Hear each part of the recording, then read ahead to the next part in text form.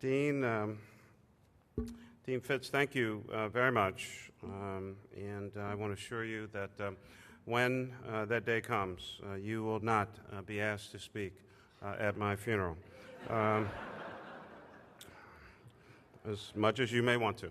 Now, Dean, thank you very, very much. I did say to Georgette over on the side that is quite possibly the longest introduction that I've had in recent times. But we're here at the law school, so I had to anticipate that it would be eloquent and far-reaching, in-depth, a little bit of little jab to the side, and of course, in the course of my speech, which will last approximately 2 hours, I will jab back. So you might want to take a seat, sir. It really is seriously, it is a great honor to be asked to come to the Institute for Law and Economics, and especially, of course, here at my alma mater, the University of Pennsylvania. Let me start with a couple thank yous and then just some comments. First, our co-directors, of course, Michael Wachner, Jill Fish, and Ed Brock. Let me thank you for hosting this afternoon. The entire board of the Institute and supporters. There are, notwithstanding the Dean's introduction, I actually do have a couple friends here at the series this afternoon. And right in the back is, I'll more formally address him, Professor Wendell Pritchett. Thank you very, very much, sir, for our friendship and for being here. And to the lady next to you, the director of the Pritchett Kringle household, and Annie Kringle, thank you both for all of your help and support. Dan O'Donnell from Deckard, thank you so much for your friendship, your support, and I get to see your daughter-in-law on a pretty regular basis. Dan's daughter-in-law was my finance director for the campaign, and Louis Rossman. I saw just a second ago. Louis has either gotten me in a lot of trouble or kept me out of a lot of trouble. It really just depends on what I'm doing on any given day. And so with our law department and their obligation to try to protect me no matter what I'm doing with myself, I want to thank Louis for his help and support. The dean said that it was fitting that, of course, this institute would host this lecture series. On the other hand, given my tenure here as a student, some of the things that I wanted to do, I have to say that it is quite funny that I would be asked to come and speak at the University of Pennsylvania's law school. I had thought about being a lawyer at one point in time. Some folks say that I have not given up on that based on my behavior. A lot of people assume that I am a lawyer, and I'm asked that question a lot, and I just say, no, I just act like one. But I did learn a great deal here at the university the few times that I actually came to class, and it's been a great experience. Vice President Biden, who did make those comments, and Dean, I appreciate you saying them again. I said on Friday, President Gutman and I hosted a reception for Senator Specter and the entire Pennsylvania, Philadelphia congressional delegation. And I said at that reception that in my 14 months as mayor, I've attended a lot of events on campus. I've spent a lot of time either with President Gutman. I've spoken to different classes. I've been at Bob Inman's class a couple times. I've been on campus a lot, and I just have to wonder if I had been on campus as much during my undergraduate years as I've been for the last 14 months. Who knows what would have happened to me, where my career would be. But Penn was a great experience. and it appears that you're also keeping another good friend of mine, Dave Glancy, busy. Thank you for finding something for Dave to do, utilizing his far-reaching skills, his ability to analyze any political situation, and now actually get paid for it on behalf of the University of Pennsylvania. It may have taken a while, but Dave, congratulations, and I wish you well. Let me talk about just a few things and this notion of the 21st century campus, the intersection of education and community, some of the things that have gone on over the course of the past year since I've been mayor and where I see things going into the future. The Chief Executive Officer of Philadelphia is, of course, the top elected position, and people assume that you have all of this unfettered power and authority, which, of course, is not true, but the newspapers say it, so it must be. The reality is that you have a very broad span of authority and responsibility. Philadelphia changed its governmental style. The voters decided on reform back in the late 40s, created the Home Rule Charter. The voters approved it in 1951 and consciously made a decision to create a strong mayor form of government. It's a mayor and city council. The city council, I take the view, effectively functions as the board of directors of this $4 billion corporation with 24,000 employees. If you were to look at Philadelphia as a large business in this country, we would be the 537th largest business in the United States of America, just missing out on the Fortune 500. That's the nature of what it is that we're talking about. And I take the view, having somehow, some way, gotten in and gotten out of the Wharton School of Business, and there are still some people trying to figure that one out, but I did it somehow. That the job really is to be the entrepreneur in chief, that driving a city and making it work really is about running a large enterprise. It's a large company. We provide a variety of services. We're in the service industry. People call us, they need service, they pay for those services, of course, through their taxes or other fees, and our job is to deliver. And much like any other business, if we don't provide good service, if you're not satisfied with your service, you'll find someone else to pick up your trash, run a rec center, create a library actually with books, unlike this space, which of course was not our idea of a library. And you'll relocate and find another company to provide the services that you want. That's who we are. We're a company and an enterprise that provides services, creates opportunity, and can really positively influence in what happens in people's lives on a day-to-day basis. When you look at our assets, we own an enormous number of facilities, buildings, and then we impact on the public space. But as I met with colleges and university presidents a couple weeks ago and the medical and hospital institutions, education and medicine are two of the biggest drivers of the economy here in Philadelphia, and that's fortunate for us. These are generally stable industries. I know all of the schools, all the medical institutions are suffering in this national economy, but fortunately for Philadelphia, you continue, even in the downturn, to be growth industries for us. You're here. In most instances, colleges and universities and hospitals don't move. They stay, they grow, they employ people, you bring research, you bring young people here, and they're not so young for educational opportunities. You spend money. It's no wonder that the University of Pennsylvania is the largest non-government employer in the city of Philadelphia. And so we actually do pay a lot of attention to what's on the minds of Penn. But higher education in this city as a sector employs 10% of the population here in Philadelphia, of the workforce. 10% of the workforce is in the education business. And so even though things are rocky for all of us right now, education and medicine, those two sectors help to protect us, unlike New York or Charlotte, North Carolina, or other places that are heavily dependent, especially right now, on the financial services industries, and they are really being whipped badly.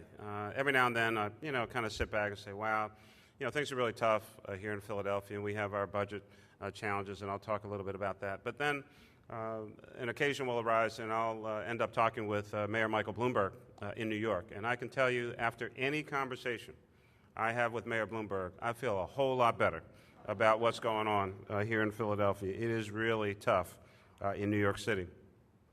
The nature of our relationship and partnership, I think, is critically important to the future of Philadelphia, as Dean Fitz mentioned. And as I talked about a little over a year ago, driving the graduation rate from high schools in Philadelphia is critical to the future of our city. And we've seen progress. Graduation rates are up near 60%, which, not ready to have a party or a parade yet about it, but given that it was in the low 50s not too long ago, 6 years, going on 7, of increased test scores in Philadelphia, increasing partnerships, dual enrollment opportunities, and a strengthened relationship among many colleges and universities and the school district of Philadelphia is what the future of Philadelphia is all about. We will grow. We will flourish based on what we do in education. Education solves a variety of challenges and problems. As you make investments, as you work with the school district to create the Penn Alexander School, and the discussions, maybe they're stalled a little bit right now between Penn and Drexel about University City High School. When colleges and universities get involved in the community, and whether it's Penn, whether it's Drexel, whether it's Temple, whether it's St. Joe's out where I live, or LaSalle, up in the Northwest, Philadelphia University, University of the Sciences, so many schools throughout Philadelphia have developed these similar neighborhood partnerships where people in the community not only get an opportunity to work, but also go to school, where you can drive the issue of education home, not only to young folks, but to those maybe who have dropped out. We need them to drop back in, and those who started college. 80,000 people in Philadelphia in the workforce today started college and didn't finish. Life may have intervened and interrupted their plans. And I talk with employers all the time about encouraging those folks to go back to school. When we talk about this 18% of our city population having a 4-year bachelor's degree, population over the age of 25, part of the way that we're going to increase that number is what we refer to as comebackers. Those folks who started college, didn't finish, if they would just go back to school, not only are they going to increase their educational attainment, but more importantly, it's going to improve their job opportunities at their current firm or at some other firm, and will raise that educational attainment level right here in the city. To demonstrate some leadership in that regard, many companies, of course, have tuition reimbursement programs, and I've encouraged many of our employers certainly to better promote those programs. But what we find is that many who are possibly low and moderate income, who cannot afford to put the money up front, take the course, get the, whether it's a C+, B-, and then get the reimbursement, which in many instances might be 75, 80%. We've now changed our policy in the city of Philadelphia recently. It's not a reimbursement program at all. It's a direct payment to the college or university up front. We want our employees to go back to school. I do not want tuition to be a barrier to someone who wants to improve their educational opportunity. And so now I want the firms to contract directly with the college or university. This is your employee that you should be making an investment in. They work for you. If they do well, you don't have to worry about it. If they don't, if they get a C- in a course or whatever the threshold is, you'll take it out of their pay as they continue their employment. Just that change can make all the difference in the world for someone who's thinking about doing it but can't figure out the economics. And so I am a very strong supporter of the educational community, post-secondary educational institutions being more actively engaged in the communities in which they serve. Now, we've seen the growth and development of Penn. When I was here back in the 70s, it was at times a rather tense kind of environment, but I think Penn actually figured out how to work with the community and get a lot more things done with a lot less acrimony in the community. Working with our school district again, there is a gap between what our young people learn in high school and what they need to know to be successful in college. It's one thing for young people to graduate. It's another thing for them to get admitted. What's really important is that they graduate. And so matriculating is one issue, the graduation is something else, and the opportunity to enhance the skills and the support mechanism that folks need to be successful, but also changes in curriculum and getting the colleges and universities to work with the school system on how we improve the curriculum at the high school level to make sure that you're really ready for college when that time comes is critical to this city. I believe that when we improve the educational attainment of folks here in Philadelphia, regardless of what age or what stage they are in life, it will actually drive down the crime rate. People who can take care of themselves, who can read and write and are self-sustaining, are much less likely to be involved in crime in the first place. People who have that educational opportunity make themselves that much more valuable to employers. Employers want to be in a knowledge-rich place. There is no reason in the world, with 92 colleges and universities, some of the finest anywhere in the world. People come from around the corner and around the world to come to Penn, to come to Temple, to come to St. Joe's, and many, many others.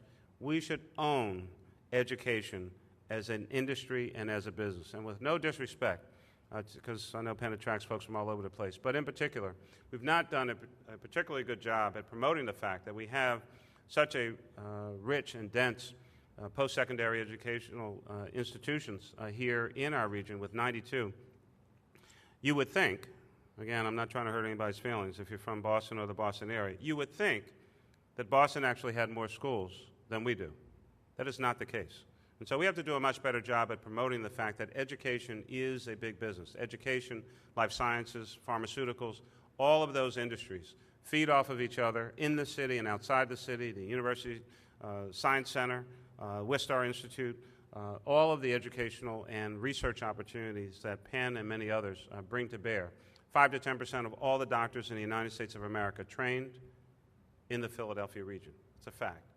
And so this relationship and partnership is so critical to the city of Philadelphia. It's why we've now designated a person within the Commerce Department to be a direct liaison for all of the colleges and universities, not only on the how do we work ourselves through the maze of city government, which we're trying to sort out, but also there are building and growth and development opportunities. We want to make sure that you have someone who is your contact and your direct partner with our city government. And so when I met with education and medical school presidents and their liaisons, they shared with me, because I wanted to know what's going on with endowment and with your recruitment opportunities. How has this economic crisis affected you? And they shared a lot of information. And quite honestly, I felt so bad that I couldn't even make all the asks that I wanted to make, but pledged an ongoing partnership and relationship as we move forward. And let me talk about the future. When I announced back on September 11th last year that the city was facing a pretty significant financial crisis, and then updated that in October, and then on November 6th, 2 days after the most historic election that many of us quite possibly will ever see in our lifetimes, I announced that the city was facing an over $1 billion deficit back on November 6th over the course of the next 5 years. And we proposed a series of solutions to those problems. Some were received fairly well, and some were received rather noisily. And we learned a lot of lessons back in the fall about engaging with the public and communications and the decision-making process. But we did close that deficit. Unfortunately, on January 15th, I had to share again with the citizens of Philadelphia that a second $1 billion 5-year deficit had opened up on us because every tax our city has was going downward precipitously. And that, of course, is not only affecting Philadelphia, but New York and Boston and Baltimore and D.C. and Chicago and Atlanta and San Francisco and every other major city in the United States of America. Almost every state in the country is running a deficit right now. And so we've engaged in the most open, the most transparent, and quite possibly the longest budget process this city has ever seen. 8 town hall meetings where I would encourage you, if you've not participated in a town hall meeting, it's a once-in-a-lifetime opportunity to have people shout at you for 2.5 hours straight and tell you all that you either don't know or don't care about and how unfeeling you can be. 3 Philly Stat sessions, 4 community budget workshops, actually facilitated by the Civic Engagement Group here at the University of Pennsylvania. Harris Sokolov and his team just finished up those sessions last week. Tomorrow, we'll be sharing all of the information that we have gleaned from the 8 town halls, the 4 budget workshops, 3 Philly Stat meetings. I've been to churches, synagogues, I've been to barbershops, beauty salons, businesses, out on street corners, in folks' basements, at their kitchen tables. We'll share all of the information that we have learned and things that we have heard. Close to 1,000 recommendations we received from our public employees. We sent out an email blast a couple weeks ago asking public employees for their thoughts, their ideas on how we deal with this crisis. And we'll be sharing all that information tomorrow at a live briefing or meeting that we're hosting, and we've invited City Council to hear this information as well. These are tough economic times. I don't have to tell you, I mean, between the law school side and the Wharton School side, you certainly know that. It will be a challenge to fill a $2 billion gap. We did most of what folks would consider the low-hanging fruit. We kind of did that already. We're now down to the really tough stuff. But we're going to get through this economic crisis. Certainly the economic recovery plan, or otherwise known as the stimulus, will help us in terms of putting people to work. But President Obama is not sending me or Mayor Menino or Mayor Daley or anybody else. He's not sending us a check to fill our coffers and solve our fiscal problems. The economic recovery money is for projects and programs to put people to work. So we're still going to have to make many, many tough choices. But this is about priorities, and it's about the vision for this city. And so I'll close with this.